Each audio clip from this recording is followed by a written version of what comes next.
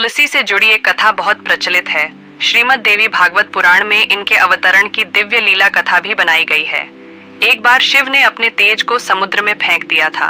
उससे एक महातेजस्वी बालक ने जन्म लिया। यह बालक आगे चलकर जालंधर के नाम से पराक्रमी दैत्य राजा बना। इसकी राजधानी का नाम जालंधर नगरी था। नमस्कार दोस्तों, हमारी श्री कृष्ण ज्ञान गंगा चैनल में आपका हार्दिक स्वागत करते हैं। दैत्यराज कालनेमी की कन्या वृंदा का विवाह जालंधर से हुआ। जालंधर महाराक्षस था, अपनी सत्ता के मद में चूर।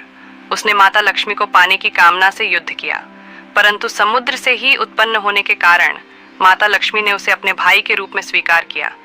वहां से पराजित होकर वह देवी पार्वती को पाने की लालसा से कैलाश पर्वत पर गया।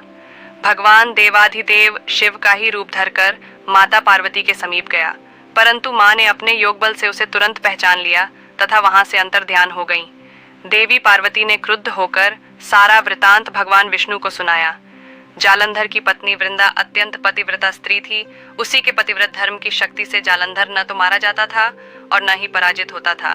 इसीलिए जालंधर का नाश करने के लिए वृंदा के पतिव्रत धर्म को भंग करना बहुत जरूरी था।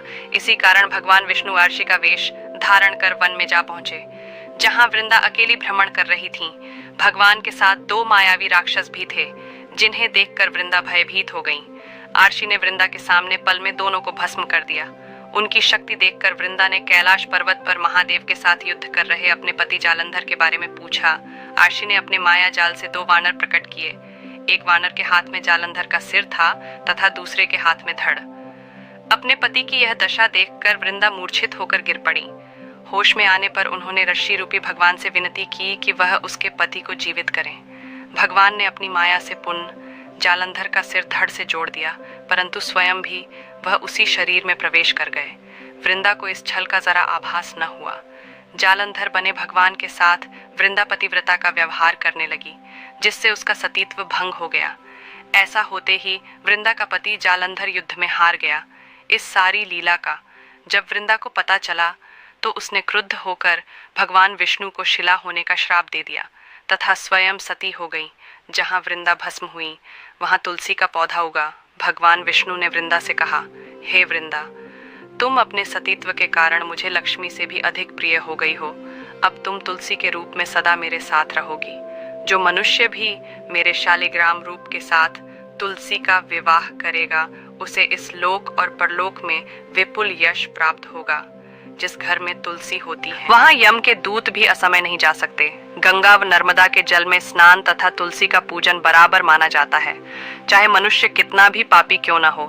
मृत्यु के समय जिसके प्राण मंजरी रहित तुलसी और गंगा जल मुख में रखकर निकल जाते हैं, वह पापों से मुक्त होकर वैकुंठ धाम को प्राप्त होता है। जो मनुष्य तुलसी व आंवलों की छाया में अपने पितरों का श्राद्ध करता है, उसके पितर मोक्ष को प्राप्त हो जाते हैं। उसी दैत्य जालंधर की यह भूमि जलंधर नाम से विख्यात है। सती वृंदा का मंदिर मोहल्ला कोट किशनचंद में स्थित है। कहते हैं इस स्थान पर एक प्राचीन गुफा थी जो सीधी हरिद्वार तक जाती थी।